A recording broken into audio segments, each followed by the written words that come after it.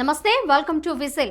ఆంధ్రప్రదేశ్ రాష్ట్ర ప్రభుత్వం రాజధాని అమరావతి నిర్మాణానికి శరవేగంగా అడుగులు వేస్తోంది. రాజధాని అమరావతి విస్తరణ ప్రణాళికలో కీలక అడుగు వేస్తూ రెండవ విడత భూసేకరణను చేస్తోంది. రాజధాని అమరావతి విస్తరణ కోసం భూములిచ్చిన రైతులకు రిటర్న్ గిఫ్ట్ ఇచ్చేందుకు ప్లాన్ చేస్తున్న ప్రభుత్వం వారికి శుభవార్త చెప్పనుంది.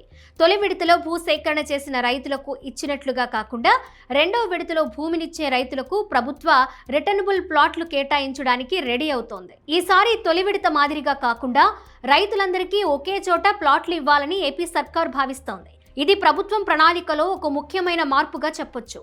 ఇక ఈ విధానం పైన సిఆర్డీఏ కసరత్తు చేస్తోంది. రెండో విడత ల్యాండ్ పూలింగ్లో భూములిచ్చే రైతులకు రిటర్నబుల్ ప్లాట్లు కేటాయించేందుకు సిఆర్డీఏ ఒకే లేఅవుట్ అభివృద్ధి చేయాలని భావిస్తోంది.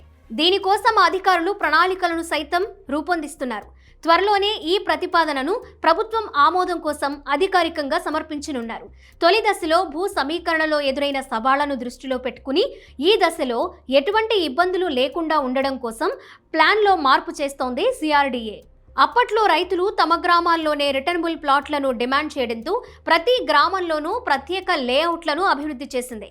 దీని ఫలితంగా ప్రభుత్వానికి లభించిన భూమి వివిధ ప్రాంతాల్లో చెల్లాచెదురుగా ఉండిపోయింది. భారీ ప్రాజెక్టులకు భారీ విస్తీర్ణంలో భూమి అవసరమైనప్పుడు ఒకే చోట లభించే పరిస్థితి లేకుండా పోయింది. అలాగే ఎక్కువ లేఅవుట్లు చేయడం వల్ల ప్రతి లేఅవుట్కు ప్రత్యేక మౌలిక సదుపాయాలను కల్పించడం ఖర్చుతో కూడుకున్నదిగా మారింది. ఈ అనుభవాల దృష్ట్యా ఇప్పుడు రెండో విడతలో భూములిచ్చే రైతులకు అందరికీ ఒకే చోట ఇవ్వాలని సిఆర్డీఏ భావిస్తోంది. ఈ నిర్ణయంతో ప్రభుత్వం సేకరించిన భూమి భారీ ప్రాజెక్టుల కోసం కేటాయించడానికి వీలు కలుగుతుందని అంచనా వేస్తున్నారు. ముఖ్యంగా అంతర్జాతీయ విమానాశ్రయం, ఇంటిగ్రేటెడ్ స్పోర్ట్స్ కాంప్లెక్స్ వంటి భారీ ప్రాజెక్టులకు ఈ భూమిని ఇవ్వడానికి వీలవుతుందని భావిస్తున్నారు.